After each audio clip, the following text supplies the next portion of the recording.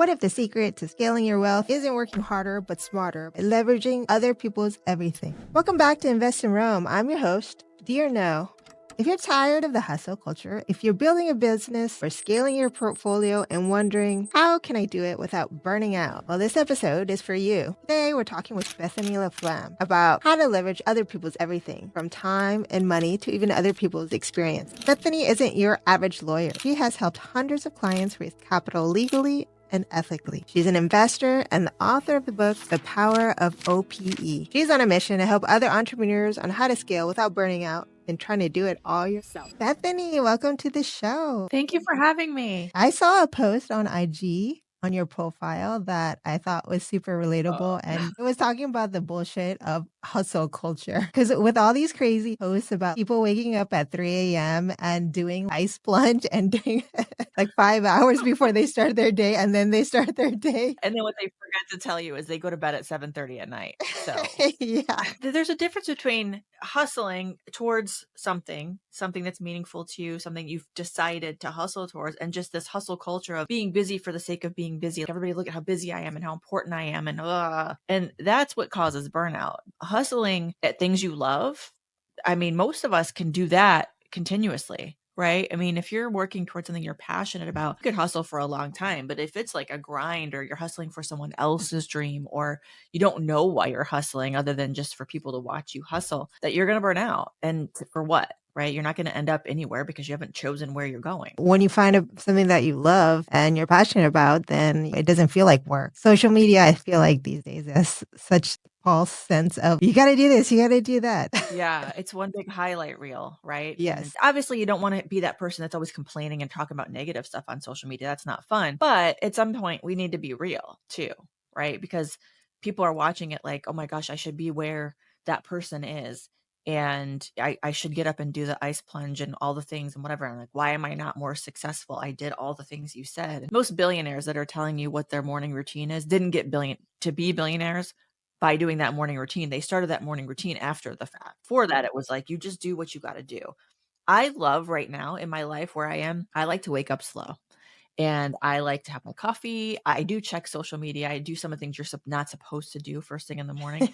I check how reels are doing, or, whatever. I check things when I first wake up, but I am not jumping out of bed and writing in a journal or jumping in a cold plunge or whatever. Because to me, freedom feels like I will get up and do those things when I'm ready to do those things. I am motivated enough. I don't need to do that to get motivated, because I know where I'm going and I know what I want. And so to me, freedom feels like I enjoy my coffee without anybody bugging me for 30 minutes when I get, and I don't want to get in a cold plunge first thing in the morning. That doesn't feel like freedom to me. That feels like I'm following some herd mentality of some bro telling me that's what I'm supposed to do. And if someone finds benefits in doing that for them and they need that, great. I'm not knocking it. I'm just saying it's not for everybody, and certainly not for me. I know. I try to do that. I read the Miracle Morning book, and it's a totally awesome book for a lot of people.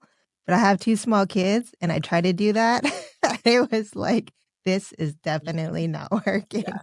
And miserable. Yes, So, kids have no respect for that hustle, right? They don't know what you're supposed to. They know that they want breakfast. They know they want snuggles with mama. I know. They don't care about your cold plunge or your goals. Exactly. Because, the kids are the real boss. That's what that's what it is. There are That's real right, bosses. exactly. You talk a lot about, like, you ditched your past 80-hour work week as a lawyer in the past. Now you've built 7-figure business, and you've literally coined this term, other people's everything, which is a twist on that. Can you just break that down? Explain what that really means? So other people's everything, it came from, I kept hearing people talk about other people's money. I made a lot of my own money helping people leverage other people's money. What I learned though is that that's not enough. Other people's money alone, it's not enough. You've got to have other people's talents, other people's time, wisdom, everything, literally everything. Otherwise, you're going to burn out, and this is even worse, you're not going to be a good steward of other people's money. If you're burning yourself out, or you're working on things that you suck at or that you're not passionate about for too long, you're either going to burn out, you're going to forget something, you're going to mess something up. You're not in your best space, and you're not your best self to how other people need you if you're trying to do everything yourself. And as entrepreneurs, we do fall into that trap a lot of times. that we feel like we have to do everything ourselves just because we can, and no one's going to do it as well as we can, and all the things. And you know what? That might be true. It might be true that no one is going to run your business as passionately as you do.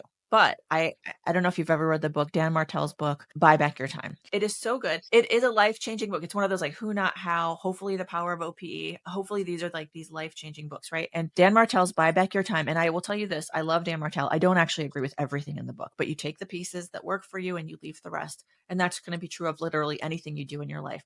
But one quote that he says in this book that just stuck with me, and it was worth the whole book right there, is 80% done by someone else is 100% freaking awesome, because you cannot do everything yourself for very long. You just can't.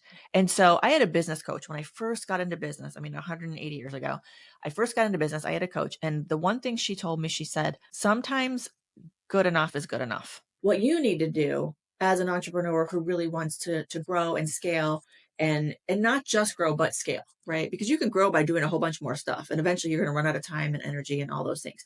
But what you need to do is figure out what's your lane. What is the thing that you're both amazing at and that you love to do? It's got to be both, because you might be really good at stuff that you just don't love to do. I know I am. You just have to get good at some stuff and you don't love it.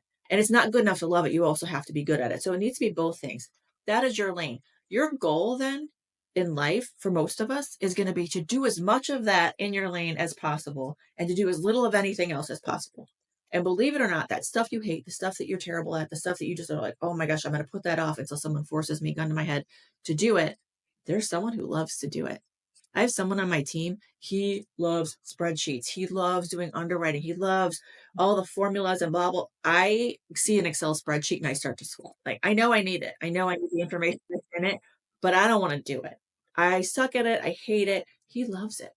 So why would I try to mangle my way through a spreadsheet when there's somebody who just loves to do it? That's his lane, right? So you got to find people you trust to be in those other lanes. You need to know what's happening in those other lanes. You need to know what those lanes are and all of that. But then you need to focus on your own lane, right? And be the best that you can be from that lane. I kind of got called out at one point, like, oh, what, you're not supposed to help your team? That's not what I mean at all. You are supposed to help your team, but it doesn't help anybody if I jump into your lane and we both drown. It helps you if I, from my lane doing what I do, I can help you from my lane. And it helps me if from your lane you can help me. I don't need someone else drowning in my own lane. That's not going to help any of us, right? Leveraging other people's everything means knowing what your thing is, though. And it means that you then need to trust those other people to do things. And it means you need to discern which other things you should be taking and which other things you should be leaving, right? You don't want to take on someone else's baggage or their drama. I've got a whole section in the book. Leaving behind other people's drama or their baggage or whatever is going to not get you closer to your dream life. And that just means you need to know what that looks like, so you know if you're getting closer or further away. Yeah, a lot of people talk about that's their why. They have to remember their why. Because this is a tough one, honestly. I mean, it's a tough one for me. It's a tough one for people who are perfectionists out there. And it's hard to let go and not have it perfect. Everything that you want it to be and thought of it should be, and just kind of let that go. It is. It is really hard. And you have to also know which things you can let go and which things you need to hold on to until when. You don't want me to come in and go, I hate underwriting, just take it. You don't want that from me. You got to know what to let go and to whom, kind of thing. So you still have to be discerning, and you have to communicate, and you have to choose your partners and your other people really carefully and mindfully, for sure. But then you can scale to your wildest dreams if you leverage other people's everything, because it's limitless at that point, right? Think of all the people out there, and if you find the ones that align with your vision and align with your values, and then supplement or complement the things that where you leave off, there's nothing you guys can't do together. How do you find like the yin to your yang? This is going to sound a little bit woo woo, but once you've defined your thing and you've gotten really, really clear, what are my values? What is my vision? What is my why? What is my lane? All those things. Once you're really clear on that and you communicate that, the other people kind of start to flow in, you attract it. I'm not a big law of attraction person, but I think that if you put out into the universe what it is you are and what it is that you need, it ends up coming to you. You have to be open to seeing it and receiving it, though, right? And that means you've identified what that is. But receiving it is a whole other thing, because if you don't have the mindset that you get to do all these things and scale by only doing what you love. Because that's, again, this hustle culture, roll up your sleeves and grind it out. You don't get to enjoy your life until you don't get to do this until you've earned it, and some of my favorite influencers who've written amazing books and all that, same thing. They're like, it's bullshit balance. It's bullshit. You need to kill yourself first. You need to earn it. I don't think that's true. I don't think that it needs to suck. You need to hustle, but it doesn't need to suck. And so you have to believe that though, or else it's going to suck. That, to me, mindset is the very first thing that you need to get right, is knowing that you deserve it, knowing that you can have it, and knowing that it is going to get you what you want, and probably actually even faster. Because who wants to be around I was miserable when I was grinding it out all the time. I did it. Nobody wanted to be around that. I was not probably my best self. I'm sure I wasn't nice. And I think that that's the first thing, is you have to believe that you can have it, and then you'll be able to receive it. And then it shows up. I think that's how it works. I don't think there's any real magic to it other than that. Life's too short to be living a sucky life, honestly. It's You could be true. gone tomorrow. You got to cherish Yeah. what And you what have if today. yeah. And then when? Who gives you the permission to have it stop sucking? Even if you're hustling, like I hustle, I still work a lot. I worked until about 10 o'clock last night on something I loved. I was so excited to do it on something I love. So I wouldn't call that grinding and hustle culture. I was building something that excites me and lights me up. So who cares that I worked until 10 o'clock last night? Today I'll be off at 3 because I chose to do that. Now I'm 51 years old and I've built to a certain level. But am I a billionaire? No. Do I have to be a billionaire before I get to decide when I'm going to shut it off? No, I decide. It's nobody else's business how hard I work or how much I've earned it or deserve it or whatever. We all get to decide for ourselves. And my daughter wasn't home last night, and so that's why I worked late, and I'd like to see her later, and so that's why I'll cut it off, right? So that's my why.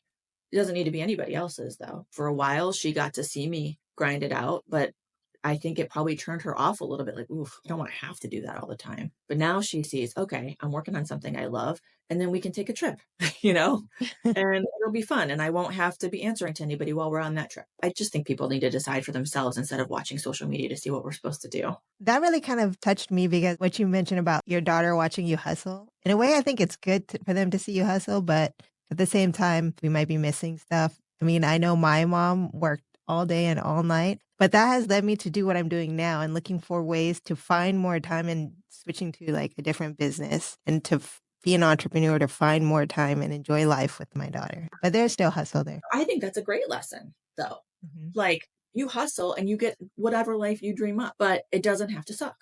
That's the part I think people miss, is it's not that I'm saying you don't have to hustle. What I'm saying is it doesn't have to suck when you do. That's the big difference. Yeah, work hard. And that's I think the most important thing we can teach our kids, right? Is how to be in healthy relationships and how to create the life of your dreams without having it suck until whenever. I mean, I look at the older people in my family, and lots of hard workers in there, not any millionaires, none. They worked really hard. They did. And they weren't happy. They didn't ever make a lot of money. And for what? So it's not just working hard. That's not enough. Work smarter, not harder. Right. And I'll tell you, I could probably think of 3 influencers I've seen in the last month that said that's bullshit. There's no working smarter until you've worked harder. Work harder at stuff that doesn't suck for you. It's not that hard, really. It's just, you have to believe you're allowed to, though. And when you have people screaming in your face that you're not allowed to, it's like, ooh, I kind of want what they have. Do I have to listen to what they did? And again, we talked about social media being this highlight reel. We don't know if that person was handed $1 million check to get started and that they had to work really hard. Back when I practiced law, and I did, well, I still practice law, but I was doing mergers and acquisitions, and I was working with a lot of venture companies in tech doing their securities work. And I met this guy who's a founder. He said 2 things that I was just like, oh my God, I can't do this anymore. One was, if a founder doesn't have at least $25,000 to put in their own business, and they have no business starting a business at all. And I was like, excuse me? I can't remember a time up until I was at least, mid-30s maybe, that I had an extra $25,000 that I didn't need for life, right? That I could just put into a dream project or a passion project in my business. Does that mean that I shouldn't own a business? That's a ridiculous thing to say to somebody. If you don't have at least 25,000, like, that's crazy privilege that he didn't even realize. And then he also said something. He said, I know what it's like to struggle. I had to couch surf when I was starting up my business. That's what you have to do. You have to couch surf, and you have to struggle, and you have to be basically homeless. And I dug a little bit deeper into that. And what it was is He was literally in between trust payments, and he ran out of money. And he stayed at Oh. his friend's like place in upstate New York on their couch. I'm envisioning this crappy apartment with like 8 guys in it or whatever. No, he was waiting for his next trust. So he knew it was coming. His next check. He knew it was coming. And he was staying at someone's fancy house on their designer sofa, crashing at their house. And that was his struggle story. And I was just like, sit down. Sit down. You cannot relate. You know? Everybody's lens is different, and some people have these rose-colored lenses. Some people see the world differently than we do. Yeah, and good for him. I don't begrudge him for having that, but then don't judge people who don't have that. Don't say you shouldn't have a business if you couldn't. And that actually started to spark my passion for I want to help anybody who has the talent and the drive.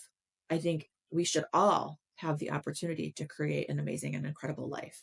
What was your first OPE, other people's everything moment, when you realized that you needed to, like shit has hit the fan and you had to leverage somebody and their resources, either the money, their time, their experience, anything? It was not one singular sort of rock bottom moment. It was like a series of things that finally led me to go, okay, enough. Because I would do it and then I would back off of it because I would wait until I was so desperate for help that I would just like any warm body that was willing to do it, just help me, just help me. And so I wasn't being very selective or intentional on how I chose my other people. And then I would find someone who was not an ideal employee, for example. And I'm like, see, I just have to do everything myself. And I would prove it out every time because I would not be, and it was my fault, right? I wasn't choosing properly. I wasn't training properly. I wasn't doing the things you need to do to empower your other people. So Mauricio and I were running Premier Law Group together, and we got really busy, tons of clients in 2021. And it was just he and I and like a part-time paralegal and a part-time admin person, right? And I was grinding out all this work mostly on my own. He was doing a lot of the marketing. I was doing the client servicing. And so I was doing like 15-hour days, 7 days a week for a while here. And it was great for a while because we were making tons of money. And I was like, this is awesome. And then I was like, I can't physically do this for much longer. So I was like, I have to do better than I did before. I started to interview people and look for people like, I need someone who's going to help me get this all going in the right direction without me being in everything. And I was doing the invoicing, I was doing the engagement letters, I was doing the legal work, I was doing the calls, I was doing everything except the marketing, right? And Mauricio was doing a great job marketing, so it was killing me because he used to joke, he was like, my goal is just to crush you and bury you and get you so many. I'm like, I'm already there, I'm almost there. But before I could even do that reasonably, I had to take a step back and go, what do I even want out of this? Right? It's obviously not just money because I'm making great money right now, but I cannot keep doing this. I'm dying. So I had to really go, okay, what's my goal here? Where do I want the law firm to go? Where do I want my life to go? And once I got clear on that, I was like, all right, we need someone that can handle some of these operations. Right. And then we need this. And so I found one person that could help me find all the other people. And so then it just kind of grew from there. But at first I had to get really intentional about what was I doing? I don't just need a warm body. I need to know where I'm going. And then the trajectory of the firm kind of changed too. Right. So it was like, we're going to scale this. Mauricio has since retired, so I'm running it with my team now, but I'm not in it as much as I used to be because I'm actually working more on my real estate side. It was not, like I said, a rock bottom moment. It was sort of just a series of, I've been doing this and stopping and starting and stopping and starting. I'm not doing it right. What do I do? And I started writing down like the words, other people's money, other people's time, other people. And I started just writing kind of stories around it. And then I just was like, this is a book. And so I turned it into the book, and I just applied stories either of my own or of clients to each thing, just as examples of, see, you can do it. It's not one of those, just do it. It's other people's everything. It's like, whatever. There's examples of, this is how it worked for me, or this is how it worked for a client of mine, or this is what went terribly wrong. Don't do it that way. But I would say I really got serious about it about 2021. I know that you're a really great real estate investor also, on top of being your law practice. When did you get into that? Like, when did you realize, like, I just don't do law. I want to be an entrepreneur and buy these things and invest and go down that path. Yeah. So, I mean, I've been an entrepreneur for a long time. I ran my own firm, and I was treating the law firm like the business. And I actually left law for a little while, went to start up my own fund, which was this like brilliantly complicated fund that failed miserably because it was way too complicated. And I over lawyered it, right? I was like, this is legally, this is very sound, and this is going to be great, and whatever. And investors were like, yeah, that's too complicated. I can't get behind it because I don't understand it. And so it failed miserably. So when I met Mauricio back in 2017 or 18, I was like, all right, I guess I'm going to figure out my next move. And I didn't even mean to start practicing law again. It was just like, what am I going to do next? I started meeting all these real estate investors. And I was like, wait, I was doing tech, I was doing venture, and that seems just like not my thing, really. And I didn't love, frankly, the people I was working with, like the trust fund guys that had to couch surf, when they were waiting for their trust fund check. And I was like, I get to work with real people, people that I can relate to. I grew up poor, and I'm not saying all my clients are poor. I'm saying that they're building something, they're working and building something. It's builders that we're talking about, right? And Main Street folks, not so much Wall Street. And I met the client base, and I was like, I love this. So I started doing the deals for them, and I got a great seat of looking at hundreds and hundreds, now thousands of deals. And I was like, oh, I think I actually want to passively invest in something. So I'm sitting on all this money. I don't have time to go spend it. I'm going to start passively investing. And I got to cherry pick a couple of clients' deals, and I started investing passively. And I was like, okay. And then I was thinking, like, I'm teaching these people all how to do this. Why am I not doing this? When I did my vision with my coach, I was like, well, what I want to do when I retire, which I'll probably never really retire, is I want to host retreats at beautiful places around the world that I own a piece of. And so I guess I'm gonna have to start buying resorts, and I'll do the retreats and I'll do that. And I just put it out to my network. My first call was actually David Kafka. And David Kafka he lives in Belize. He's a client friend. He's a real estate agent there. And I was like, just be on the lookout for places where I can host these retreats. This is what I want to do. I want to help people create wealth through real estate investing. Beautiful places. Let me know if you know a place. And eventually maybe buy something. And he was like, well, I actually have this off-market deal right now. Just because I put it out to the world, it happened. I didn't mean to buy a hotel right away, And I was like, okay, because I had done that visioning exercise, I realized this is what I was looking for. So then I took it seriously, and the rest is history. So I bought a freaking hotel with partners, of course, right? Because I had to leverage other people's everything. And the goal was to buy a bunch of those. So we did that one to see how it went. And now we're just under 2 years in. We've taken it full cycle, and we're just about to launch our fund called the Rev Luxury Fund, where we will buy Mariposa, our property, into there, and then go buy more in under 2 years. Because I was so specific about it, in under 2 years, we're getting going on building that out. Because I did the visioning and made it clear that I started doing it. But I was like, again, I'm grinding. Law is great, it's fine, but it doesn't light me up the way that hospitality does, or doing retreats and connecting with people. It's a vehicle, though. It was a vehicle to get me to see deals. It was a vehicle to fund the deals. And then I decided I didn't want to be on the sidelines anymore. I wanted to be doing it. So Talk we about bought it. taking action. 2 Yeah. years. Yeah. Awesome. Have a resort. Awesome. Have a fund. It's exciting.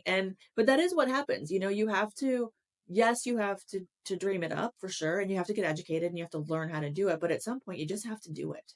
Everything when I started, well, turns out, no, I did not. We've had huge learning curves throughout the process, but I knew enough to know that I was going to be a good steward of my investors' money. Right. And so I trusted that, and I trusted my team. And that's really the first thing that matters, in my opinion, is making sure that you're going to take care of your investors and your team. And that means the staff as well. Everything else was sort of a bonus, and it was a master class in how to buy and operate a boutique hotel. Nobody knows everything. So just get started. Yeah. And you're like a clear example of just do it. Just get started. You don't have to know everything. Everything doesn't have to be ducks in order and everything. Yeah, You'll figure it out on the way. And just get good other people that you trust. I mean, I could not have done it by myself. I wouldn't have done it by myself. And then what fun is that anyway? My team is amazing. That leads me to think of and I think you might have quoted this, the self-made myth, where all these stories of millionaires and billionaires, and they're like rags to riches. I did it myself. I came from nothing, and now I have expect. And it's such a myth, right? Because nobody can do it by No, themselves. Nobody knows everything. that's right. The term self-made, I think, is bullshit. Can you do a rags to riches story? Yeah, it's done all the time. Like I grew up poor and now I'm not, but I didn't get here by myself. In fact, when I was trying to do everything by myself, it slowed me way down. It wasn't until I started letting other people help me that it really took off, actually. So I think just the opposite. And again, why do we have this badge of honor of having worked harder than anyone else for it? I would love for people to look at me and go, oh gosh, she makes it look so easy and fun. That is the goal, not, oh, she looks pretty worn out, but I guess I'll do that. What do you think that people get stuck at? Letting go, letting go, letting go of control. Because most of us that are entrepreneurs and have really big dreams are control freaks to some extent. And that serves us for a while, right? It gets you to a certain point. Just sheer brute force will get you a certain level of success for sure.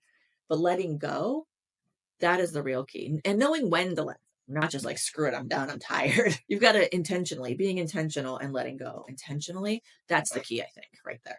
Maybe that's it, actually. Forget about just letting go. It's being intentional and mindful about everything instead of just letting stuff happen to you.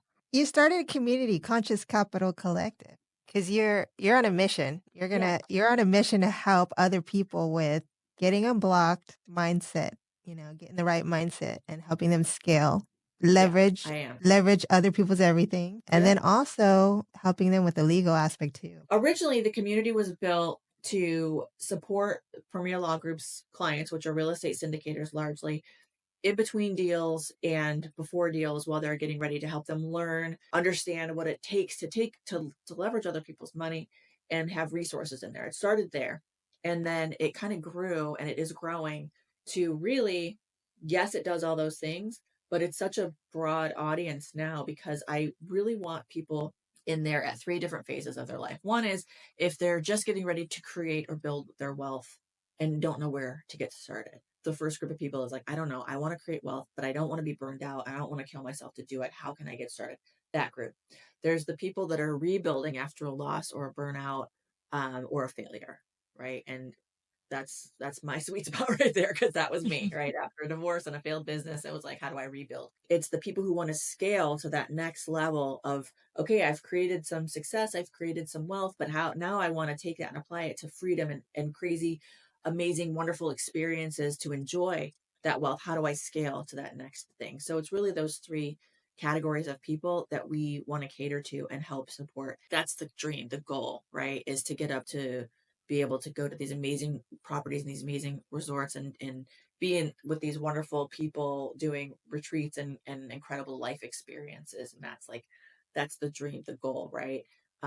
But it's more than just this sort of elite country club. It is, we want to create the tools so that you can get to that and learn how to get to that. So like the country club is there, but like, how do we get you there? And from wherever you are, we meet you wherever you are. What advice do you give to someone just starting out? What's a mistake that they can avoid? The first mistake is following someone else's path without knowing where you're heading, right? I think that while it seems self-indulgent, you do have to take a minute, take a breath, and dream a little bit. You've got to let yourself dream and figure out, what's this all for? What is my why? Where am I going? There are plenty of people that talk about it, but then it's sort of, we just rush into that hustle. I did it for years, right? I'm just like, I don't know, I'll figure that out later. But right now I've got a law firm to run and I'm just busy and I need to make money. I know whatever my dream is needs money. So let me just make as much money as I can. That doesn't really fuel people for very long. Usually the goal isn't ever money. It's what can I trade that money for? Always. Unless you're just some weird hoarder that likes to sit on masses of money, which I don't think anyone should do. That's my personal opinion. I don't think anyone should do that. So I think the first part is the biggest mistake people get is, I will let myself dream when I will let myself enjoy life when right? And I think you have to start with that. Otherwise you're going to burn out a lot faster. So the first thing is take a breath. If you need a coach or you need some help or whatever, get it. Invest in yourself for sure, but let yourself dream and then let yourself have it, right? This whole entrepreneurial thing of like, who the hell am I to think that I can? Now that you're kind of along the way there, that now you're on your journey, like how are you measuring that you're kind of on track now? So there's two different things. One is if I'm on track, it really I created this thing that I call the Lutely analyzer. That It's in is the a book. great name. What's born of is it's in the book, and it's for me, if it's not an absolutely, and that what that means is if whatever the thing that I'm looking at, opportunities, tasks, people, whatever, if that doesn't propel me absolutely towards what my dream life is, then it's going to have to be a pass. And so I created this analyzer that, does it align with my goals? Does it feel right in my gut? Do I align with the people that I would need, or do I already have the people that I need to get it? There's a whole process that I put things through before I decide if I'm going to do it. And if it's not, it might be a wonderful project. It might be a wonderful business. It might be a wonderful partner, but if it doesn't get me to my thing, then I have to pass on it. Because if it's not getting me closer, it's getting me further away, or at least keeping me stuck. So that's one way that I measure how I do things. But then measuring if I'm on track is, what am I doing every day? Is it lighting me up what I spend my time doing? I've gotten to the point where, like I told you before, I'm working really hard, but I'm doing very little of things I hate anymore. I just keep checking in with myself and with my team of like, why is that on my calendar? Is that a thing that's uniquely mine?